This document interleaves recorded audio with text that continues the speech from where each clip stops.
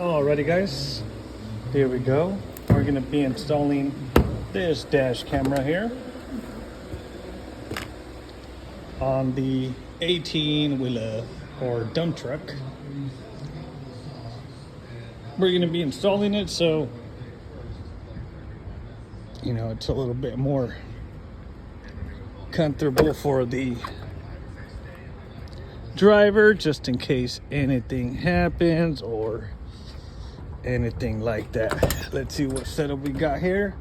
We've already done his other truck, and we have done work on this truck. We installed a couple of backup cameras on this puppy on this setup here.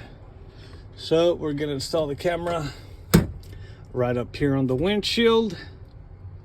Got to run our wiring and get to the ignition, which the ignition on this one is going to be way over here, so we got to run it all the way up here. No problem, we got this covered. Let's get started. We're just going to need a couple of T-harness there, and let's grab some tools. All right, busy day today.